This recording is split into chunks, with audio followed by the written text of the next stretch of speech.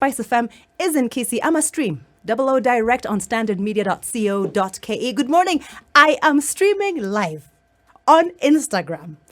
Mara ya kwanza. My first time. Please take me slowly. I am just learning. Yeah. How are you doing? Good morning. I'm Olivia Otieno, female host. Music exclusively by female artists, and on these chairs, only female guests. I've got some Mariah and Janet Jackson on the way, but joining me now are three amazing women. They are sensational. Florence Nyole, Vice President, Architectural Association of Kenya. Grace Maingi, Country Director, Kenya Community Development Foundation. Mildred Omino, CEO. Yani, my mother is believing that I'm a true failure. But if you're in the presence of greatness, some of it, utaipata. CEO, Binti Sphere Society, and she's a disability justice advocate. Not a lawyer, an advocate for those with disabilities. Please understand the facts, right? The topic today is just cities. Welcome, ladies. Thank you. Florence, tell me about AAK. Thank you very much, Olivia, for having us. The Architectural Association of Kenya is an organization of built environment professionals. Started in 1967. We are turning about 54 years old this year. And we have architects, engineers, quantity surveyors, planners, environmental designers, landscape architects, and construction project managers as part of our group. And we bring on board public and private practitioners, academic institutions, and government together in the built environment. So we advocate for the professional work that is happening around the country, and also for governance around the areas of architecture, planning, and quantity surveying, and anything in the construction industry. So we're the largest organization, I dare say, Kenya, and across maybe to East Africa as well as Central Africa. So 2 questions. Number 1, how long have you been an architect? This is 8 years, but I've graduated 10 years now. So number 2, you're the vice president. President ni nani? Wilson Mugambi. Okay, now I know. Tell me, Grace. Tell me more. No, I didn't know. But now I know. Yeah. Grace, tell me about the Kenya Community Development Foundation. So KCDF, we are a community foundation. Yes. What that simply means is that we focus on helping communities to flourish. Yes. How do we see what challenges they have? How do we give them the resources they need to solve their problems, but in a sustainable manner? True. So that's what KCDF is. We work across the country with different organizations, from the national level right down to the county level to the community level, focusing on environmental conservation, livelihoods. We focus on education, so making sure people get scholarships where they need, but also how do we adjust policies around education in Kenya? And also focusing on tech. We do support not-for-profits to get tech easily, to get tech at a cheaper cost. Yes. And doing all that, focusing that we can be more sustainable in our country as we deal with issues around philanthropy. Wonderful. So we help people give money where it should go to really help Kenyans. And do you do the back checking? Do you, after that money has been given, do you then go back and check and see how it was actually used, how it was appropriated? Definitely. We check before, we check during, we check after. Wonderful. Yeah. How long have you been country director? I've been, actually it's executive director, but no, ED. Executive director, my bad. I actually just joined them in June, so this is my 5th month. Wow, so Yes. COVID's been good for you. Sorry. Mildred, tell me about the Binti Sphere Society. Thanks, Olivia, for hosting us. And Binti Sphere Society is an organization that exists to empower girls and young women with disability. Empowerment in the sense of ensuring that these girls have their rights upheld, and also for them to speak for them for themselves, as opposed to the public notion that the other people should speak for girls with disability. Yes. So we empower the girls to be advocates for social change. Yes. And this is drawn from the historical marginalization Yes. of people with disability. And for girls, you realize it could be a multi-layered marginalization emanating from their gender, disability, and of course, if people have conditions, again, that would be a different layer. Yes. Education would be a different layer. So all these layers brought together, we want to demystify, but not from an external perspective, but empowering the girls to be their own source of power, to realize the power in them. And we do this through sports for social change, to find a way of eliminating the stigma that the girls have been living with for quite some time, and also to work with allies to be inclusive in the various spaces that exist. How long has the society been in operation? Binti Sphere Society has been in operation for about 5 years now, so we are pretty young and in stages where we are trying to really be fully present in all the spaces, but we are determined to get there. I'm 00 Olivia Otieno. This is 00 Direct, and find out about the outfit I'm wearing today. Please do peep at our Twitter at SpiceFM KE. But on 00 Direct today, I am joined by three sensational women. We are talking about just cities. Architect Florence Nyole, she's the Vice President of the Architectural Association of Kenya. The first female president was one of my former classmates. People usually think it's university. No, Standard 1. Emma Miloyo. Tulianza Standard 1 together. That's why my mom says I'm failing. You see, you and Emma started off at the same. How come she became president of AAK? Now, where we go? No, but seriously, I do love what I do. So Florence Nyole, Vice President AAK, Grace Mayengi, Executive Director, Kenya Community Development Foundation, and Mildred Omino, CEO, Binti Sphere Society. Mildred, tell me, with regards to the society, with regards to persons living with disability, what is a just city?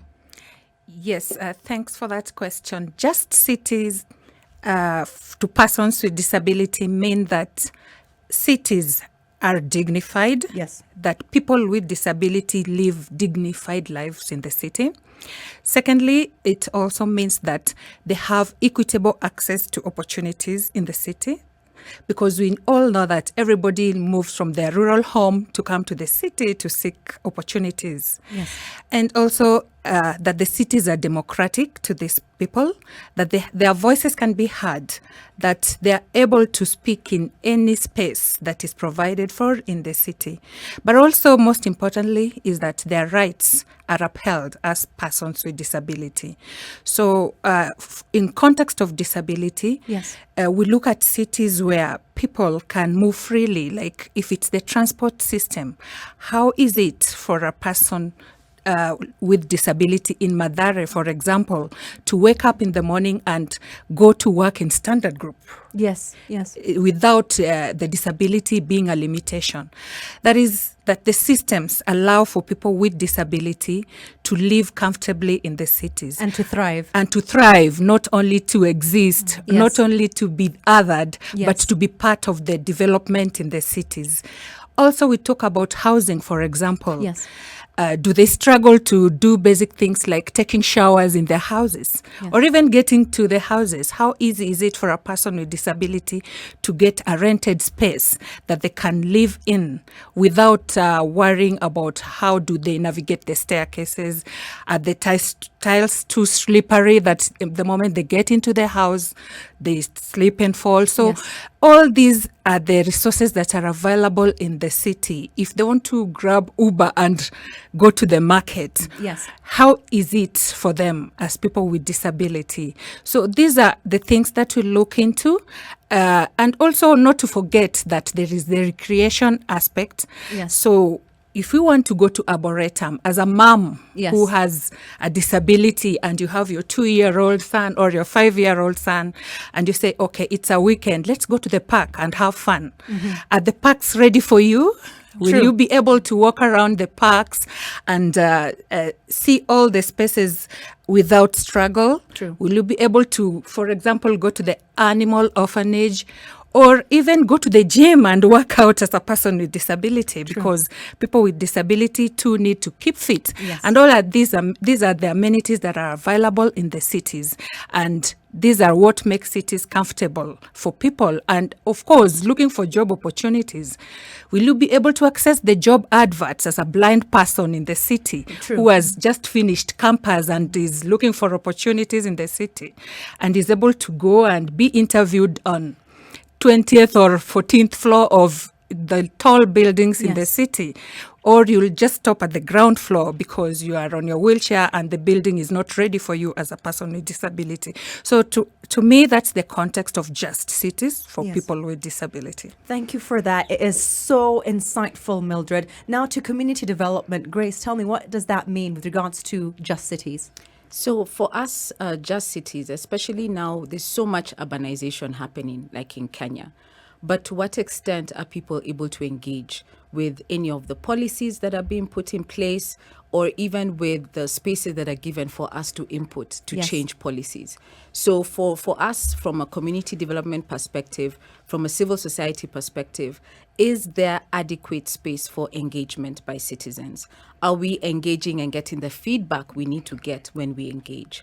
Are we being able to be given space to contribute in terms of even the things Mildred has spoken to?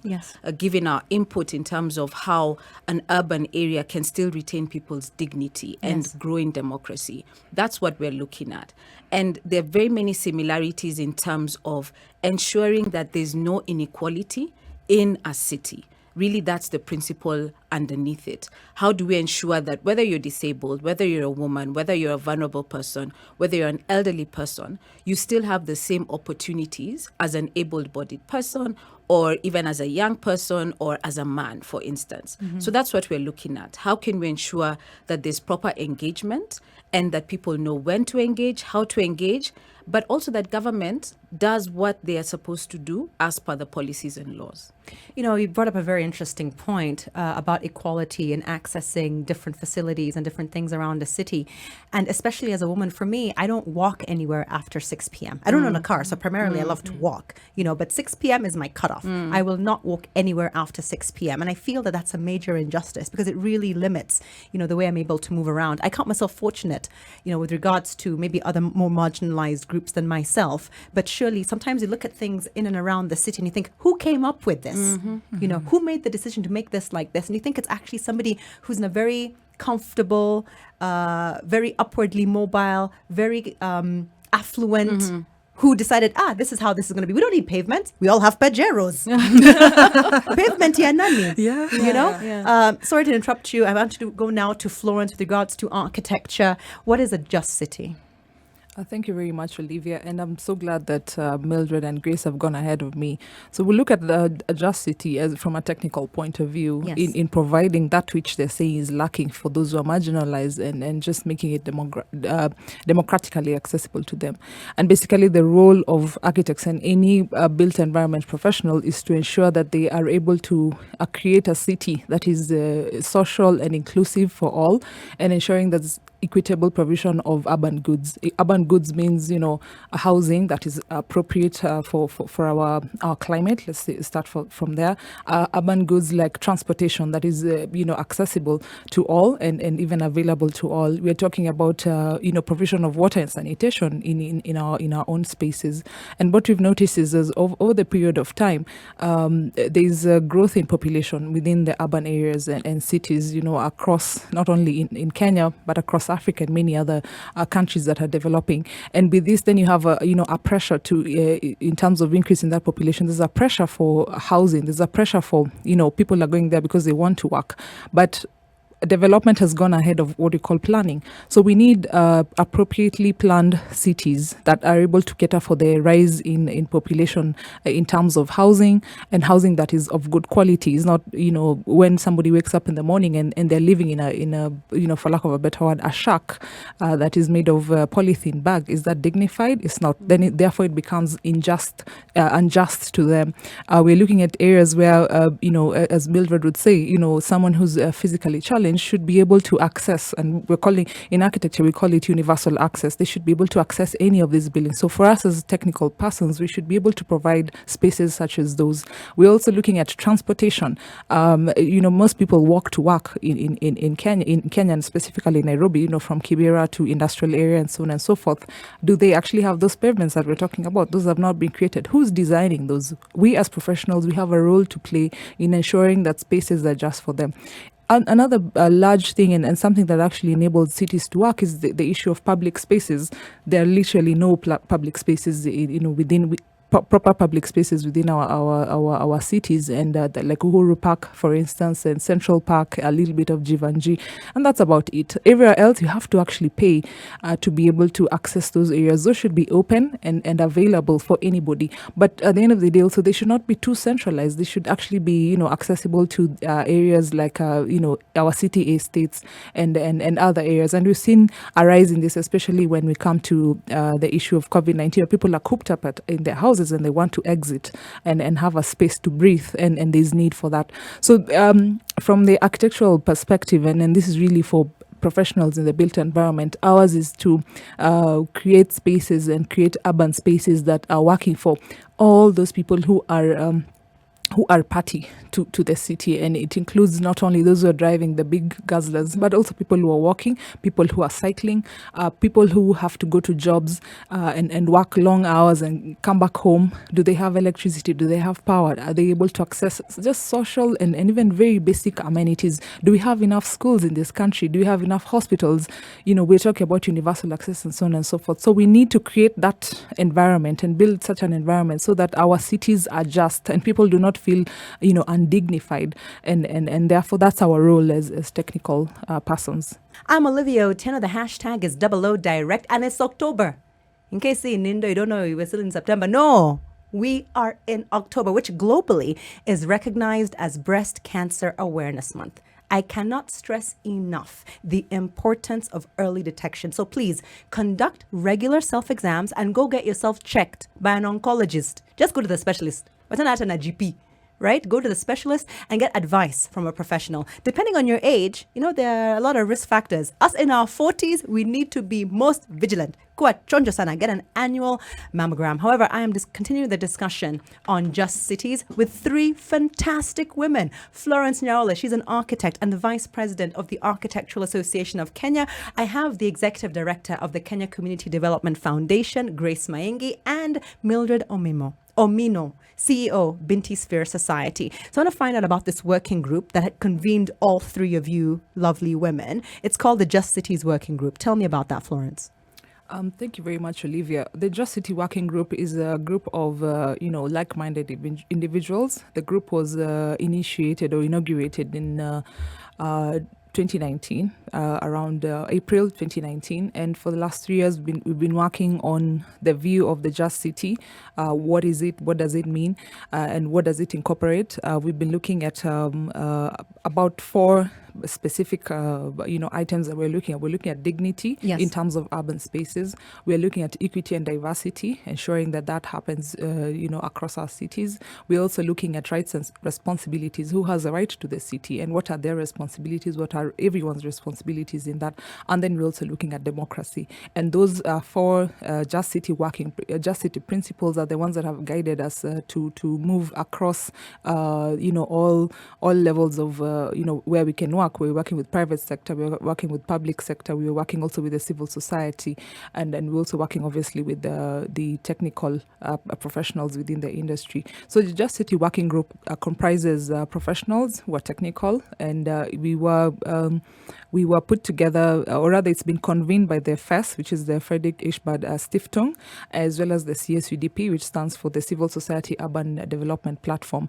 And together then we brought in societies such as the the Kenya Community Development Foundation. We have Binti Sphere on board. At particular point, we had Uraia. We have the Architectural Association of Kenya, Kenya Institute of Planners, and so on and so forth. We also have media that are also part of us. So we're bringing different views from different, persons within the society to look at the Just City and give their views and elements. And we work in about 4 ways. We're looking at the long-term view of this situation. Yes. We're not saying that you can change Nairobi today. We have to think about it in terms of time, maybe 10 years, 20 years from now. We're also looking at touching on relevant persons and relevant issues and knocking on relevant doors. We cannot just wake up in the morning and start shouting and saying we must have a Just City. But who should we engage? Who should we talk to? Whom should we discuss this situation that we are in with? We're also looking at discourse. We've written a book. Actually, it's called the Towards the Just City publication that was launched. It's about to be launched, but which is already already online anyway. It's available on their first website. We're also looking at creating communities, and these communities are going to enable us to create change so that you have small communities who are champions for the Just City, and that they'll be able to do that. So through all that engagement, we are hoping to be able to have a paradigm shift across the country when it comes to the Just City. I love it. I think it's absolutely sensational. I love the fact that you're looking not just at immediate change, but long-term and lasting change. Now, Grace, tell me how the Kenya Community Development Foundation is engaging with the public sector, because it's important for government to be involved in any sort of development initiative, isn't it? Exactly. And so what we do is to make sure that the different communities we engage with have the tools they need and know the spaces they can go into to engage with government. So do they understand the Urban Cities Act? Do they understand the different platforms that are there for public participation? Do they understand how they can get feedback from government? How do they take part in the planning that goes on every year, in monitoring the planning, in looking at budgets? How do they be able to engage, not from a point of a handout that you're called for a meeting and then you get a handout, or you get transport reimbursement and you go back home, but that you know the issues, you put the issues on the table, you're able to then follow through to see and engage government, national and county government. Have you been able to do what we asked for? Is it in the budget? They're monitoring activities, monitoring any projects that are going on, but also engaging in terms of looking at legislation that is passed at the county and national level. So we focus on making sure these communities, individuals, people like yourself, have the necessary information, know where to take their views, and also know how to ask for feedback and ask government for feedback. Making sure that people have those skills is what we focus on. And larger civil society as well, looking at ensuring that not only do we have policies and laws that are in line with the Constitution, but when it comes to implementation, how are we doing? Are we tracking that? If there's concern about certain projects, pulling in the professionals that will then engage with national government, what we would call, policy advocacy. Can you change this in this particular area? It doesn't work from a disability perspective, from a gender perspective. It doesn't work from a perspective of even children's rights. Exactly. This is not feasible. So we focus on giving people the capacity they need, and making sure that they know where to go, how to bring across the issue, and how to ask for feedback. Because a lot of people say, I don't engage because I give my views and I don't know what government has done. Exactly. Yeah. On that point, for community leaders and other interested parties and individuals, how can they get in touch with KCDF? So you can get in touch with us through our website. We are online in terms of our website. We're on Instagram as well. We're on Facebook. We're on Twitter. Do you have those handles, those URLs? Yes. So kcdf.or.ke. On Instagram, we're KCDF as well, and also on Facebook. And even they can drop us an email, info@kcdf.or.ke. Wonderful. Mildred, engagement with public sector, especially you're the CEO of Binti Sphere, but you're also a disability justice advocate. So how do you engage with public sector? Yeah, our work entails working with the community, yes, and also ensuring that you're not working in isolation, because people with disability exist in all the spaces. So we work within the communities and engage people at the grassroots level, right now in Mombasa and Kisumu County.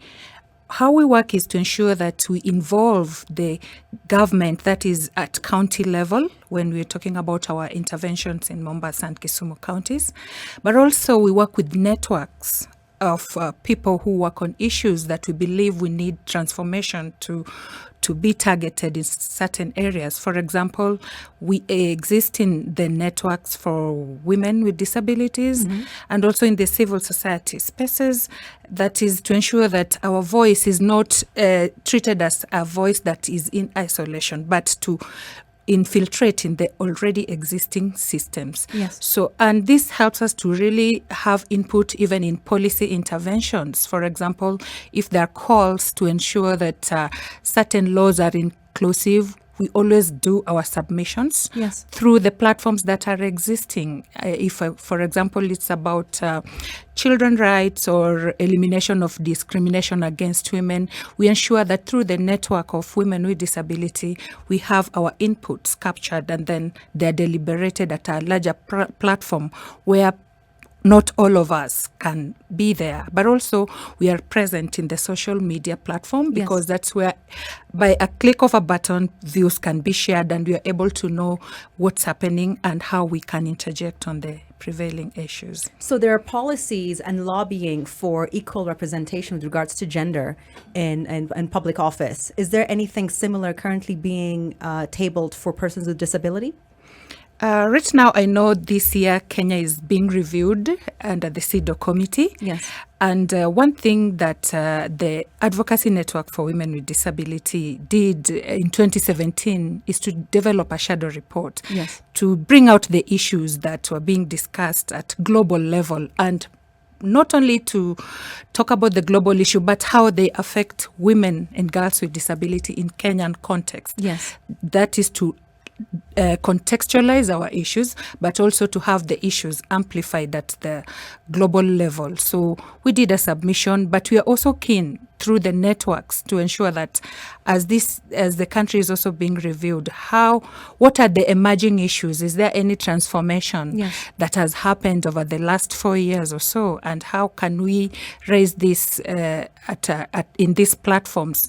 And also including simple things like writing articles on media to just talk about issues that are happening, whether it's about accessible cities, reproductive health, gender-based violence, just to share these issues, because we realize that some things that are too general and well known to us are really not known by the masses. And that's why we are glad to be here to talk to you, because I know you're commanding masses. So people through the show here, the masses can know about just cities and what it means for people with disability, for professionals, what are they grappling with, for civil society, and even for government to know the gaps, so that through the media you bring us together and all these views are shared. Excellent, Mildred. Back to you, Florence. What are the ways that AAK or architects or people looking for built spaces engaging with the public sector?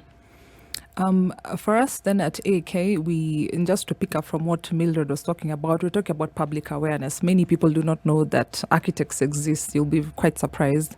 They want to do construction on their own. So at AAK, we have something called the AAK Je Unamjengo campaign. And sorry, say that again and slowly. I am Swahili challenged. AAK Je Unamjengo campaign. Je Unamjengo campaign. Very nice. Love it. Love it. So what we try to do during, this is an annual event. Yes. We go out to the streets, Aga Khan Walk or wherever, and we are on board. All professionals are there, and we talk to the masses and tell them, hey, you need an architect, this is what we do. You need an engineer, this is what they do. And we educate the masses, because sometimes they feel as if professionals are elitist. They don't want to come to the cadre of those who actually need these services. Sure. And that public awareness creation is very important. So that's on one level, we do that. But on the level of government, we participate in policy making a lot. This year we participated in the building code. We currently do not have a strong building code that responds to the current situations that we're in. The last building code that is by law is the 1968 one. No. Yes. No. Yes. Okay. So we're hoping to have one out soon, and through the National Construction Authority, which represents contractors in Kenya, we'll be able to have one hopefully very soon.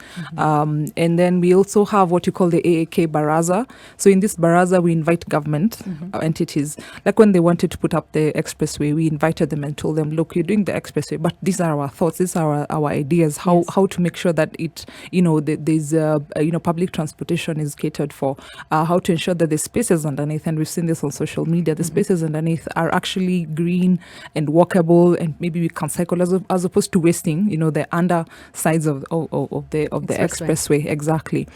Even in terms of issues of, let's say, the master plans that are there, we have the Railway City Master Plan, we have the Eastlands Master Plan, the Kibera Master Plan, and so on and so forth. There are many things that are happening in the background. So we need to go out there and put, what we've tried to do is to put ourselves out there and to engage as much as possible. And is government responsive? Yes. Are they responsive? What are some of the wins that you've had? Let's be honest. If they're none, also be honest and say there have been none. All right. What I can say is perhaps for the building code, which we really fought for a long time, at least we're seeing some movement in that. I believe it's a document that's it's but in the why ages. Wouldn't they want to change the building code? Like, I don't understand. Like, this is like how many years now? Over 40 years? Over 40 years. I was not born. So it's well over. It's like 60 years. Yeah. Yeah. But you know what happens in government, and maybe I hadn't mentioned this, but we've also engaged in the affordable housing program with the government, and they've listened to us, and through the champion for this, PS Hinga, he's been able to listen to some of our comments and try to incorporate them, and we are slowly beginning to see them change, and using a lot of even local professionals in those things, so that houses are not just rooms. Houses are bigger than that. A house is not just a room, it's not just a building, the four walls, but it's how do you get to your house? Do you have water? Do you have electricity? Do you have public spaces? Because we've seen instances where a former government house that housed a family, let's say of 6, is now apartments, like 30 apartments. Yes. I mean, even just like the road networks, the sewer networks, exactly, the utilities. Yes. I'm like, how do these people manage? Yes. I say that like I'm not living in one of them. These people. Yeah. So that's where engaged. And right now, our biggest engagement also is the Nairobi Metropolitan Services, which is, the new, authority that is overseeing Nairobi and its development. And we've engaged with them, and they now have a land use policy that is being debated, as well as a development control policies that's going to talk about how Nairobi will look like maybe in the next many years. Because what you're talking about right now is something that was happening haphazardly, but there will be now a policy to guide that particular development. And we hope that through that we'll have just cities where road networks do cater for persons with disabilities, cater for those people who are walking, people who are cycling, what we call non-motorized transportation, looking at apartments and buildings that are, sustainably built, and, cater for, quality, in terms of a quality house. When you enter, you have enough lighting, you have enough ventilation, and so on and so forth. So that's how we're engaging with government. And in many other ways, we continue to advocate even for the professions to be used in local construction, and what you're calling build local. The same way we have Buy Kenya, Build Kenya, we're also saying use local consultants, because we see a lot of the work that is, coming into Kenya is done by foreigners. Yes. But we are the local ones. We understand the issues that we're grappling with. We're the only people who should be able to interpret how our culture is and what spaces we need, and interpret them into, spaces that are suitable for those people who actually use them. And we are the ones who will actually have to live with it. Exactly. Call center atakuja, atafanya, atachukua pesa yako, ataenda. Clearly. So the person who's going to be staying and having to live with that is also the person you should trust more. Actually, Grace, give me that information on how to reach KCDF one more time. So info@kcdf.or.ke. That's through email. So they can drop us an email, and we'll be able to then, Streaming standardmedia.co.ke. Mr. Matthew Shahi, asante sana for the confirmation. Ata amechukua screenshot. Double O, you are streaming. Musijali. Thank you. The morning is up, so good afternoon. I'm Double O and Lewa Omar. Yeah, I know you're following today's conversation. But what you cannot believe is that I am in my 40s. That is what is sumbuing Lewa. Imagine I'm 41. I really am. Yeah, and it's very intentional. Please, ladies and anyone listening, sijaangukia hii. I am very intentional about my fit over 40. And if you follow me on Instagram @Olivia Otieno, I will give you info on how you can be doing the same. But right now we are continuing the conversation on Just Cities. Mildred, I wanted to ask you a very specific question regarding representation in public office by persons with disability. What is the situation in Kenya right now? Thanks, Olivia, for that question. And I like it because that's where the discussion begins. Because if you're not at the table, then your issue is hautakuwe asiyekuwepo na lake halipo. Okay, translate it, please. Yeah, so loosely translated as whoever is not there doesn't have a share. I agree. Let's continue. So this has been the case for people with disability for a long time. And I want to appreciate that a lot of work has gone into trying to include people with disability in terms of policies and legislation. But again, there is a huge gap between policy and legislation. Yes. For example, I'll start by the Constitution provision that 5% progressive representation of people with disability in public and private spaces. So this has been there since our Constitution was promulgated. Yes. And even since we adopted the Persons with Disability Act. So that's something someone can bring Standard Group to book over. Do you have 5% persons with disability in your organization? Because you said public and private. Yes. Okay. That's what the law says. All right. But then, like what I just said a while ago, is that there's a huge gap between policy and practice because people with disability continue to be invisible. So looking at even the very basic where legislation happens, that is in Parliament and Senate. So in Senate, we have 2 people with disability. That is... 1 woman and 1 man. Yes. And against the 69. So you can imagine how the discussion can happen when people are legislating on an issue. So the politics is all about numbers. Yes. So if you're few in numbers, then you'll hardly be heard. move any motion or even rally for people to buy in your ideas. Yes. If we go back to the National Assembly where we have the numbers of 390, then we have 5 people with disability. Oh my. So that again tells you what happens when people are discussing real issues. So this means that the agenda for disability keeps on going to the back instead of being pushed at the front. In the county assemblies, it's another drama altogether. Yes. We have 17 county assemblies with no representation of persons with disability. At all. And rights group moved to court to challenge the situation. But again, we have a constitution that gives with one hand and takes with the other. We have the allowance for women rep. Yes. Can we not have an allowance for persons with disability representative? Exactly. So that's how the discussion would help. Yes. Because if we say 1 male, 1 female, and we know too well that we are talking about 390 people, but we want 2 people to move the disability discourse in a house where there are 390 votes. So in simple mathematics, this is an automatic failure because the representation is really minimal. I don't know if there's another vocabulary that would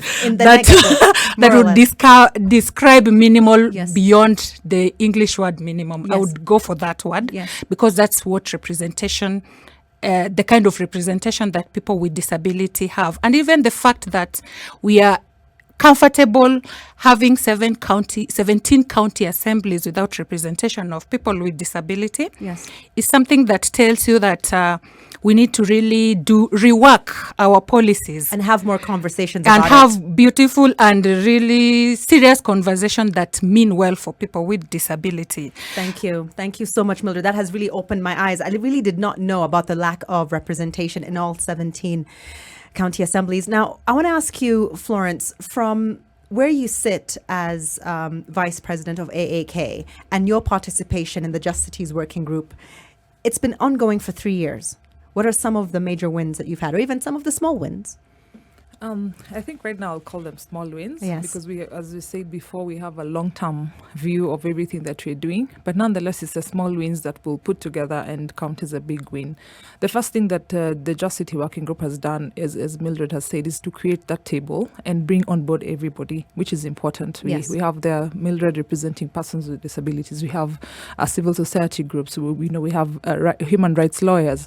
We have ourselves as professionals. We have media, which is represented by the Media Council of Kenya, and so on and so forth. So that table then allows us to discuss and to discuss these issues, not only from one person's perspective, but everyone's perspective towards the Justity principles that we have on board. Kindly reiterate those 4 pillars or principles. So there's dignity of persons, and then people, and then we have what you call equity and diversity within the urban areas. Then we have rights and responsibilities. So rights to the city, and then responsibilities of those who are in those cities. What are the responsibilities? Because people will say, yes, I have a right to this, but they also don't do what they're supposed to do. They on keep the throwing other side. things out of the window, which really irritates me. Yeah, they don't keep their own personal space clean. I understand. Yeah, and then we have democracy, which is important. We live in a democratic country, and we need that democracy to be there so that we're not having things being pushed down to our throats, but we're also participating in making those decisions that are being made on our behalf. So that's an important place we've been.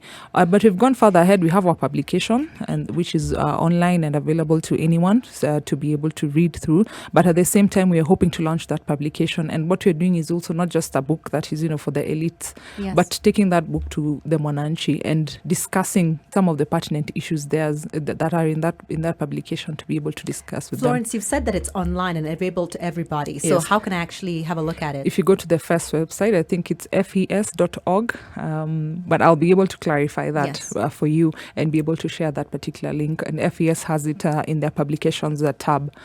And then we've also have had ourselves participating in what we call the urban boards. We know that urban boards were created through the Urban Areas and Cities Act, but they had not really been put in place. And so what we've done, and through the CSUDP, we've been able to actually sit together with urban managers and city managers and municipal managers and talk to them about the issues of a just city. We recently even had a discourse with them, literally, I think on Thursday, and we're talking about the issues of housing, the issues of urban spaces within those areas. So those discussions are good for us, and we're beginning to see some partnerships that may form out of that. I think further on then, and I think I really wish to thank the FES team through Bastian and Titus that they've been able to create this platform for us. Today we're here talking on SpiceFM. We're reaching the audience that Olivia reaches out to, and this is important for us so that the voice is not just a voice within our own circles, but we're able to take these conversations out there. And I think the last and most important thing is that we've also had conversations on affordable housing, which is a hot cake in our country today, and we've even done papers on the same, and we've been able to do dialogues, with the Kenya Property Developers Association. We've done that with civil societies. We've done that with the urban managers again, and we'll continue to do it until such a point in time where we're able to actually release what we're calling a popular version of the same. And we're trying to get our information from high-level elitist, discussion to making it available to the Mwananchi in the simplest and most affordable and possible way that they should be able to get that information. So we're using all our platforms to be able to share all this information that is available. But over and above that, the other win we are seeing ourselves, edging towards is that the doors we are beginning to knock are enabling us to maybe to some extent twitch some policies and try to tweak them towards just city, because the definition of just city has been skewed in many ways, but now we are able to create a very clear understanding of what a just city is, and we'll be able to change those policies and then take them on going forward into urban governance that may, and we hope truly may, translate to just cities at the end of it. I love that. I know, Florence, you brought up a very interesting point, because people don't understand that 00 Direct may be by women, but it's for everyone. And I also appreciate allies in different spheres, like you've talked about Bastian and Titus from FES. And they're both men. And yet they understand the power of this platform, and in engaging and having these discussions with women that benefit actually everybody. Over to Grace now. Tell me about KCDF and some of the wins they've had over the years. And you just took over the executive director position in June, but I'm sure over that time you've managed to understand in the last 3-5 years some of the wins they've had. Yes. One of the things we're focusing on is how do we ensure that it's easier for Kenyans to give resources towards philanthropy work in Kenya. So one of the things we're doing is working on legislation, making sure that the policies are there. It's easier for you, for Mildred, for Florence, to say, I want to contribute towards enabling communities to thrive. And so we're working to make sure that it's easier in terms of tax. You get tax exemptions, you get tax relief, but also that you can even set up a trust, make it easier for you to set up a trust as an individual, to then be able to say, I would want resources to go towards a particular issue that I'm passionate about, so that I can improve dignity of people. And linking that also then to the discussion we're having around just cities. So we have been working on legislation, working with stakeholders, everyone who's in the philanthropy space, to really understand what do we need to change around our laws to make it easier for people to give sustainably, for people to give and get tax relief for that? Because that's what we see in other countries. People are able to get tax reliefs because they're giving towards addressing a societal problem. So that's one of the wins where we're making good progress, not yet there. Someone once told me that Kenyans don't give. And then they reiterated and said, actually, Kenyans give because they have a lot of people in their immediate sphere in need, number one. Number two, they don't give because also they have a lot of immediate basic needs, right? So when you talk about people abroad or people in the West giving and having that giving culture, it's because primarily their basic needs are met. So they have that little bit of leeway and extra. And secondly, they don't have that kind of family, community dependence that we maybe in Kenya or in Africa tend to have. That's true. But what you'd also see the flip side of that is that if we're able to address some of the very pressing needs, then you'll have more disposable income to give towards sustainable projects. So imagine that if you have to give yourself, you open your phone today, you'll see how many WhatsApp groups are you in. Let's say it's a lot more medical now, but if you think back, people are asking for school fees. Yes. Imagine if you were able to come together with 2 other people and set up a scholarship fund for where, your rural home. Yes. How much more sustainable is that compared to you giving, your 1,000, your 5,000, your 10,000? Exactly. So that's the mind shift we're talking to. And also in terms of helping people understand that there's the individual giving, but imagine if you have collective giving. Yes. So we do have a legacy fund that we do have at KCDF. We invite people, come together, pool your resources, because when you pool your resources, it goes further than an individual giving. So yes, we have limited disposable income because of family obligations, but how can we address those challenges? So the other part of our work is addressing those societal gaps in terms of sustainable development. And so we attack the problem from both sides, not just making people find a good way to give sustainably, but also how do we have projects that address those, what we would call root causes for the indignity, the inequalities that we have in Kenya. You're listening to 00 Direct. I am Olivia Otieno, and thank you to @Nyota Yangu Instagram. Nyota Yangu Instagram. Nyota is Swahili for star. Yangu is mine. My star, aka Susan Wasaba, for dressing me and teaching me that, because I had no idea what it meant, right? It's a very chill and ironically quite a warm outfit. I know, right? But just before I link you with a plan on how you can land a job. Did you catch the Facebook Live, right? Standard Media Facebook Live on Thursday, 3 p.m. Mumba, did you catch it? Mumba anafanyanga adults in the evening, so I don't even think she was like, were you awake on Thursday, 3 p.m.? Huh? And I'm okanga around 4. No, let's be honest. The topic was landing a job 101. I must give props to our head of talent, master of talent. Title ya Nicholas Siwatom Mumbi na kwanga gani. He's basically the HR head, but it's a fancy title somewhere. Chief Talent Officer. Yes. Nicholas Siwatom, you're very eloquent. We've only met that one time, but I was so impressed in that very, very interesting and informative Facebook Live. And huge props to one Vanessa Chebet for running the digital backend on that. But, let me tell you, I've completely and kabisa veered off the main topic. Let me course correct. I'm with 3 amazing women. We're talking about Just Cities. And parting thoughts, please. Executive Director, Kenya Community Development Foundation, Grace Mayengi. What do you have to say? What I would say to Kenyans is engage. Yes. Engage in all the platforms that are there. That's the only way we're going to be able to infuse justice into our cities. So if we sit back, if we don't engage, if we don't participate, we won't be able to shift that power. We need to take the power back. We need to be able to speak up and say what do we want. So my parting shot is engage.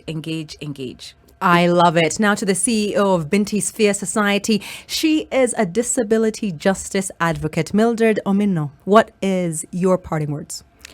My parting shot would be, let's all have deliberate and intentional measures to include people with disabilities in all processes. And to people with disability, let us not wait and sit back and hope that things will happen. Let us be more visible in the spaces that are around us, to challenge practices that are not favorable, to bring to light the gaps that stop us from engaging in the just cities and even in all processes and policies. So twofold: intentional and deliberate measures to include people with disability, but also to people with disability to come out and engage in the spaces, even if the spaces are not designed for us. Let us infiltrate to ensure that people can see the gaps that exist. Because if we sit back, people will never know. We will continue to be invisible for the next decades. I like it. I like it a lot. Architect Florence Nyole, Vice President, Architectural Association of Kenya. Your parting words? Thank you very much, Olivia, for having us. And we really had a fantastic time on studio. Very, very exciting. My parting shot would be to say that we have all this information with us. There is so many policies, so many things are in place, but we need to implement. I think we need to move to that stage where we are saying, how do we make these things work? Let us implement the things we talk about. In a profession where practice is important, what I can say is that let us practice what we preach. Thank you. You know, I always believe that more important than even your parting words are how people can get in touch with you after the fact. So I want to go around, just give us one contact, how people can get in touch with you, because they've heard this, they love it, they've learned so much, but they have that burning question, right? So firstly with the Just Cities, and then go into AAK, go into KCDF, and then go into Binti Sphere or your work. Someone with a disability is thinking, I want to be in touch with Mildred. How can they do that? So let's start off with, of course, Just Cities Working Group, and maybe even the people at FES. All right. At FES, the publication that I talked about, you can find it on kenya.fes.de. So kenya.fes.de. That's where the publication is located. And we have our let's call him our the country director, I believe, Bastian at fes.de, as well as Titus at fes.de. At AAK, we have all our handles on social media, ARCHKE, ARCHKE. That is on Twitter, on Facebook, and on Instagram. We also have a very robust website that has a lot of information. That is AAK, www.aak.or.ke. Wonderful. Grace? You can reach KCDF through email, info@kcdf.or.ke. And also, if you want to get to all our social media platforms, easiest way, go to our website. You'll know more about KCDF. So that's www.kcdf.or.ke. Mildred? You can reach Binti Sphere at info@bintisphere.org. But also you can visit our website at www.bintisphere.org. We're also present in social media, that is Instagram, Twitter, and Facebook. Our handle is @Bintisphere. And you can also find me on social media at Mildred Omino.